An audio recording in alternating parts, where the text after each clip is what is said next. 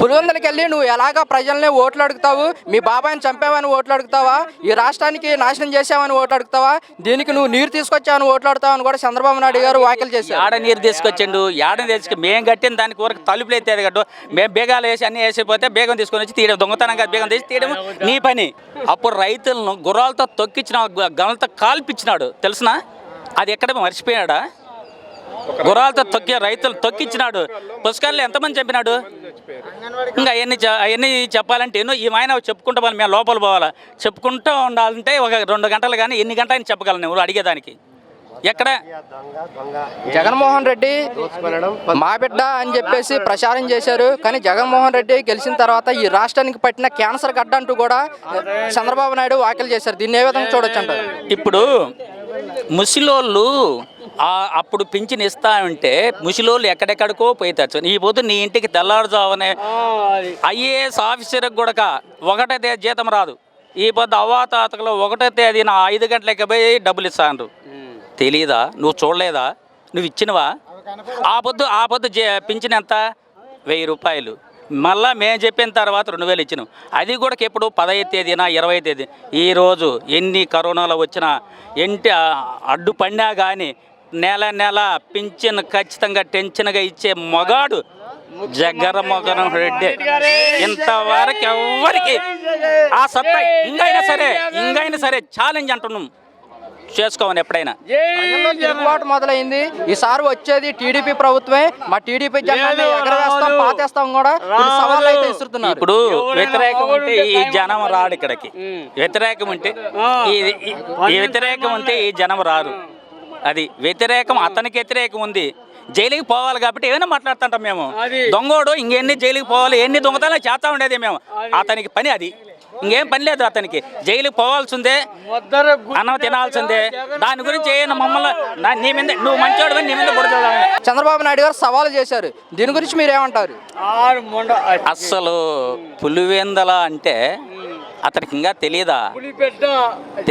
ఈ ఎరకు ఓటమి ఎరుగని జగన్మోహన్ రెడ్డి, వాళ్ళ తండ్రి ఓటమి ఎరుగని రాజశేఖర్ రెడ్డి, పులివెందల పులిబిడ్డ.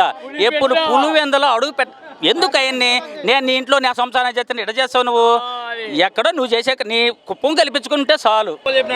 బహిరంగ సభలు మాదిగలు అంటే అంత అంటరాని వాళ్ళ చంద్రబాబు నాయుడు గారికి. అది చంద్రబాబు నాయుడు ఒక పచ్చిగా చెప్పాలంటే ఆల్రెడీ ఎస్సీలని కారంచెల్లో చేశారు, ఓచుకోతలు జరిగినాయి. అది ఎవరి హయాంలో జరిగినాయి అవన్నీ ఒకసారి పునరాలోచించుకోవాలి. వాళ్ళు పునరాలోచించుకుని చేసేవాడికి సపోర్ట్ చేయాలి. అది వాళ్ళు చేయకపోయినా జగన్మోహన్ రెడ్డి గారికి మళ్ళీ నెక్స్ట్ ఆంధ్రప్రదేశ్ ముఖ్యమంత్రి అవుతారు. ఆయనకి మేమందరం ఓట్లేసి గెలిపిస్తుంటాం. సార్ ఇంకొకటి, ఎస్సీ ఎస్టీ వర్గాలను అణచివేస్తున్న ప్రభుత్వం ఏదైనా కనుక ఉంది అంటే అది జగన్మోహన్ రెడ్డి ప్రభుత్వం అని చెప్పేసి చంద్రబాబు నాయుడు గారు వ్యాఖ్యలు చేస్తున్నారు. ఎస్సీ ఎస్టీ వర్గాలను ఏదన్నా అణచివేస్తున్న ప్రభుత్వం ఉందంటే కనుక అది ఓన్లీ వైఎస్ఆర్సీపీ ప్రభుత్వం అని చెప్పేసి కూడా చంద్రబాబు నాయుడు గారు వ్యాఖ్యలు చేస్తున్నారు. టీడీపీ గవర్నమెంట్లో జన్మభూమి కమిటీ సభ్యులని పెట్టారు. జన్మభూమి కమిటీ సభ్యుల్లో ఇప్పుడు పింఛన్ అనేది ఉంది. ఒక వృద్ధురాలు చచ్చిపోతే మళ్ళీ ఆన్ ప్లేస్లో ఆ పార్టీ వాళ్ళకి ఇచ్చారా తప్ప వేరే వాళ్ళకి ఎవరికి అన్ని ఇచ్చారా?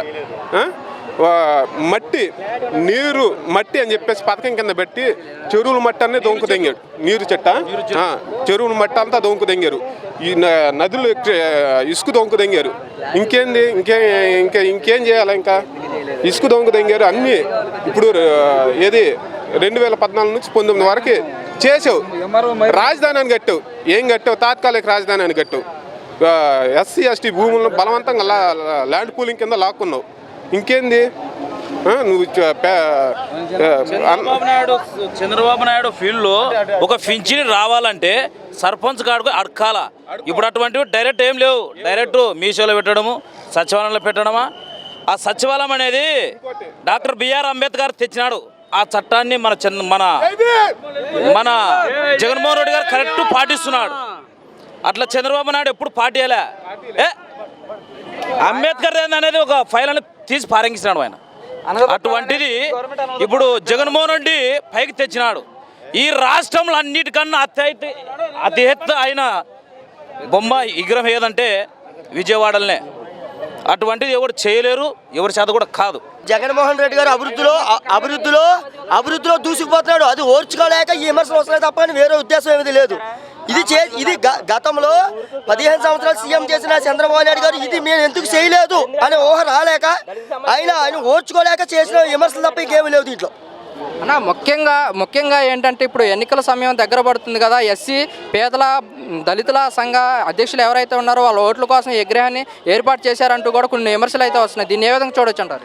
ఇంత ముందే చంద్రబాబు నాయుడు గారు సీఎం కింద చేశారు కదా, ఆయన చేయలేని నేను చేస్తున్నాడు కదా, విమర్శలు అన్నీ అలా వస్తూ ఉంటాయి, అది మామూలే. కానీ ఇంతమందికి ఆయన చేసింది, ఆయన చేయలేని నేను చేశాడు కదా, దానికోసం విమర్శలు అలా వస్తాయి, మామూలే. అన్నా ముఖ్యంగా చూసుకున్నట్లయితే వైఎస్ జగన్మోహన్ రెడ్డి గారు పదవెక్కిన కాడ నుంచి పేదలకు కానీ దళితులకు కానీ అండగా నిలుస్తున్నారు. దీన్ని చూసి ప్రతిపక్ష నాయకులు వారలేకపోతున్నారా? ఇందువల్ల విమర్శలు వస్తున్నాయి అంటారా? ఓవర్లేకపోతున్నారు. ఎందుకంటే ఉన్నవాడు కొట్టి లేనివాడు పెడుతున్నాడు, ఉన్నవాడు ఓవర్లేకపోతున్నాడు. దీంట్లో ఉన్నది అది. అన్న గతంలో చూసుకున్నట్లయితే చంద్రబాబు నాయుడు గారు ఎస్సీ కులంలో ఎవరైనా పుట్టాలా అని చెప్పేసి కూడా వ్యాఖ్యలు చేశారు. దీని గురించి మీరేమంటారు? ఆయన ఎస్సీ కులంలో పుట్టలేదని ఎంతో బాధపడుతున్నాడు. ఆయన ఇప్పుడు బాధపడుతున్నాడు. 15 సంవత్సరాల కింద బాధపడలేదు. సీఎం పీఠంలో ఉన్నాడు కదా 15 సంవత్సరాల క్రితం. 15 సంవత్సరాలు చేశాడు కదా ఆయన, సీఎం పీఠంలో ఉన్నాడు. అప్పుడు బాధపడలేదు, ఇప్పుడు బాధపడుతున్నాడు. ఎందుకంటే జగన్మోహన్ రెడ్డి గారు ఎస్సీ కులంలో పుట్టినట్టు చేస్తున్నాడు కాబట్టి ఆయన ఇప్పుడు బాధపడుతున్నాడు. ఎందుకని ఇలాంటి వ్యాఖ్యలు చేస్తున్నారు? ఎందుకంటే ఏమన్నా వారసులేక పేదవాడు బాగుపడితే వారసులేరు, డబ్బున్నవాడు బాగుపడిపోవాలి, ఆడు ఇండస్ట్రీలు సంపాదించుకోవాలి. పేదవాడు బాగున్నాడు అనుకో, ఎందుకంటే ఉన్నవాడు చేయలేడు కదా, వాళ్ళ పనులు చేయలేరు కదా, దానికోసం. నా గత చంద్రబాబు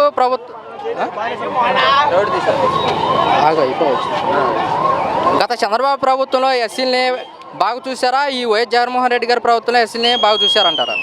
ఇవాళ తెలంగాణ ఉందన్న, కేసీఆర్ గారు చేశారు పరిపాలన. ఇవాళ కాంగ్రెస్కి పట్టం కట్టారు.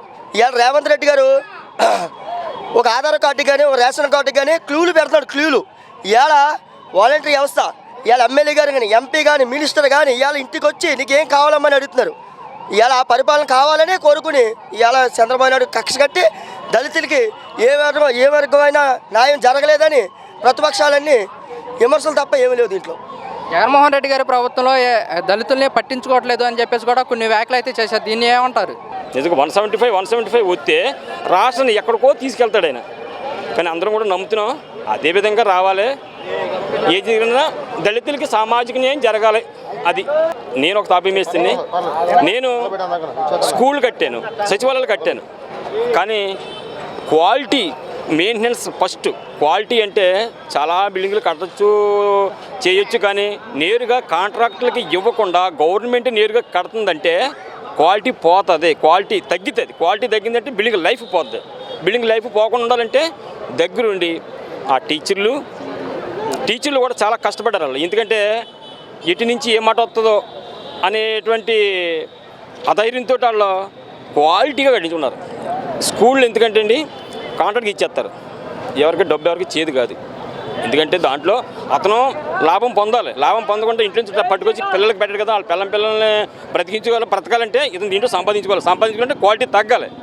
కాబట్టి అది స్కూళ్ళు, నాడు నేడు స్కూళ్ళు, హాస్పిటల్స్, ప్రతి హాస్పిటల్ కూడా మాకు కాకినాడలో జీజీహెచ్ హాస్పిటల్లో టీడీపీ హయాంలో ఎలా ఉండేదంటే ఉమ్మితొట్లు కూడా ఉండి కాదు. హాస్పిటల్లో ఉమ్మితొట్లు కూడా లేకుండా చాలా హీనంగా దయాల స్థితిలో ఉండి, కానీ ఈ రోజున హాస్పిటల్లో నేలను పడుకోవచ్చు. నేల మీద కనీసం ఒక రుమాలు కూడా వేసుకోక్కర్ లేకుండా హ్యాపీగా పడుకోవచ్చు. అంటే అంత నీట్నెస్గా తయారు చేయడండి. దాని ఆయన్ని విద్యా వైద్యం మనిషి బ్రతకడానికి ఫస్ట్ పిల్లలు చదువుకోవాలంటే విద్య ఉండాలి, మనిషి ఆరోగ్యంగా బ్రతకాలంటే వైద్యం ఉండాలి. అది